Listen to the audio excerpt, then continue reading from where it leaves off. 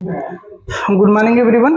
आज हम लोग बात करेंगे ट्रांसक्रिप्शन इन प्रोकैरियोटिक ऑर्गेनिजम्स में। ठीक है, जैसे कि इसके पहले आप लोग को मैंने बताया था ट्रांसक्रिप्शन के बारे में, और आज हम डिटेल्स में ट्रांसक्रिप्शन देखेंगे प्रोकैरियोटिक ऑर्गेनिजम्स में। ठीक है, जैसे कि मैंने आपको बताया था कि प्रोकैरियोटिक ऑर्गेनिजम्स में जो ट्रांसक्रिप्शन की जो प्रक्रिया होती है वो कहाँ पे होता है? साइटोप्लाज्म में होता है। कहाँ पे होता है? साइटोप्लाज्म में। ठीक है, तो इसमें कितने स्टेप में ट्रांसक्रिप्शन कंप्लीट होता है, कौन कौन से एंजाइम्स इसमें भाग लेती हैं, वो सारा चीज हम देखेंगे।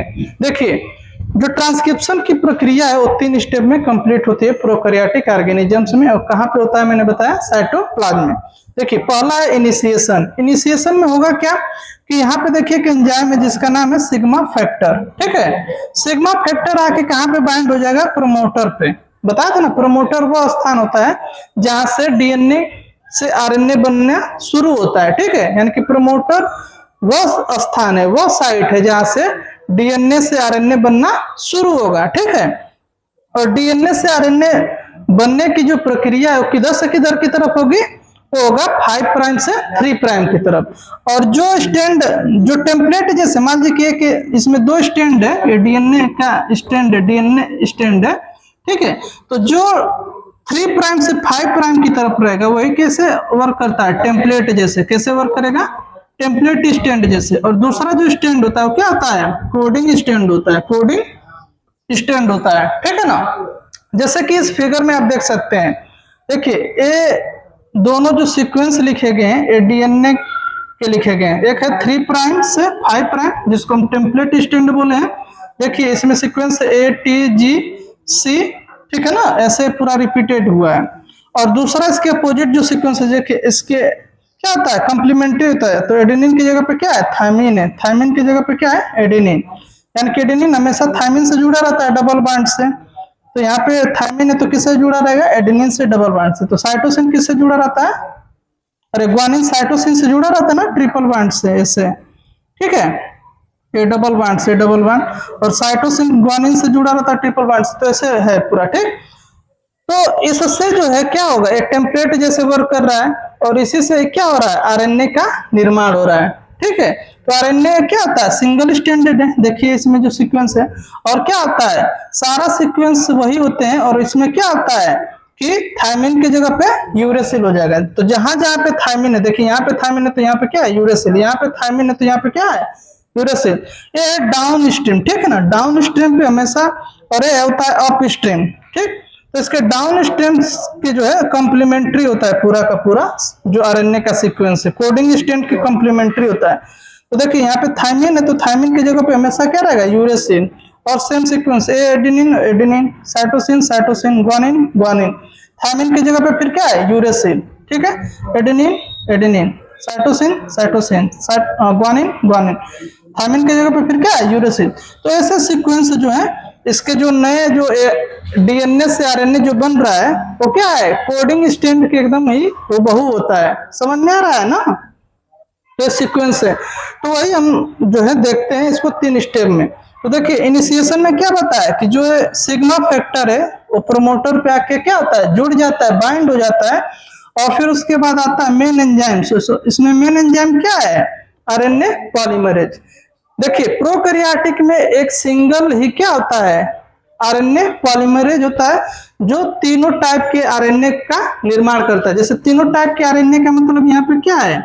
एमआरएनए मतलब मैसेंजर आरएनए, इसके बाद टीआरएनए मतलब ट्रांसफर आरएनए, और आरआरएनए। आरआरएनए का मतलब राइबोसोमल आरएनए। यानी कि जितने भी टाइप्स के इसमें आरएनए होते हैं, चाहे एमआरएनए हो, चाहे टीआरएनए हो, चाहे आरआरएनए, वो सिंगल आरएनए पॉलीमरेज क्या होता है? उनका निर्माण करता है डीएनए से। ठीक है, और एक और बात कि जो आरएनए पॉलीमरेज होता है, ठीक है, यूकैरियोटिक में उसमें 3 टाइप के होते हैं, आरएनए पॉलीमरेज फर्स्ट, सेकेंड और थर्ड। ठीक है, यहाँ पे लेकिन क्या है? सिंगल ही आरएनए पॉलीमरेज होता है।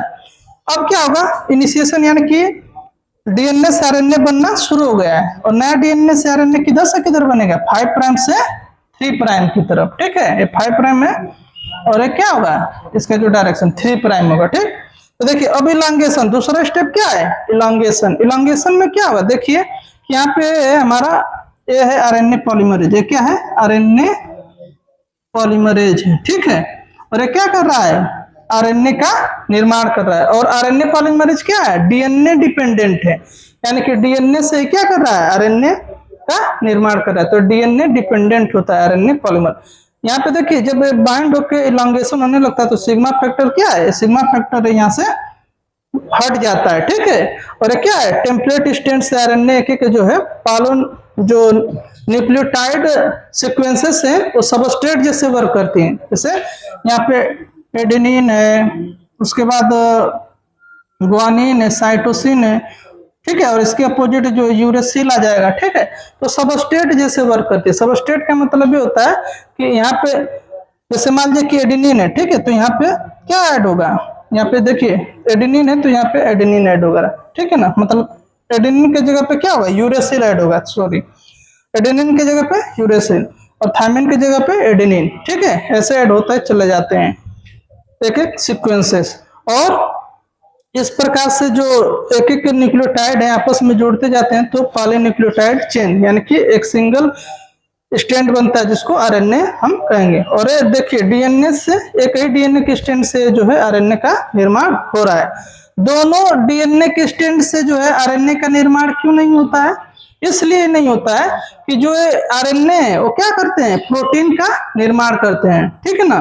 तो एक ही प्रकार के इसमें क्या होते हैं, आरएनए जो होते हैं यहाँ पे कोडेड होते हैं कोडोन के रूप में। तो अगर मान लीजिए कि दोनों स्टैंड से क्या होगा, आरएनए बनेगा तो ये भी जो है डिफरेंट काइंड के जो है प्रोटीन का फॉर्मेशन करेगा, समझ रहे हैं। इसलिए जो है एक ही स्टैंड से आरएनए का क्या होता है, निर्माण होता है। दूसरा चीज कि दोनों स्टैंड से अगर मान लीजिए कि आरएनए बनेगा तो क्या होगा, ए स्टैंड और इससे जो बनेगा मान लीजिए कि वो क्या हो जाएगा, एक दूसरे से कंप्लीमेंट्री, तो आपस में क्या हो जाएंगे, जुड़ जाएंगे दोनों आरएनए, डबल स्टैंडर्ड हो जाएगा।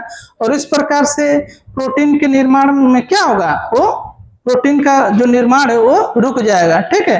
तो इस वजह से जो है डीएनए, एक ही सिंगल डीएनए से क्या होता है, आरएनए का निर्माण होता है। इसमें दोनों डीएनए स्टैंड जो टेम्पलेट जैसे वर्क नहीं करते, सिर्फ एक ही डीएनए के स्टैंड से जो टेम्पलेट होता है उसी से क्या होता है, आरएनए का निर्माण होता है, ठीक है ना।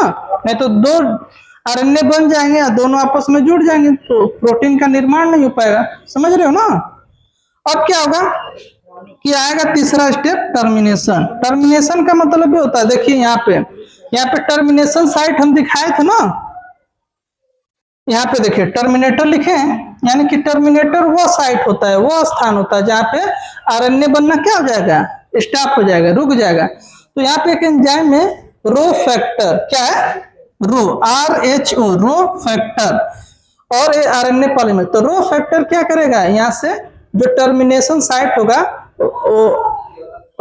रो फैक्टर आरएनए पॉलीमरेज से बाइंड हो जाएगा।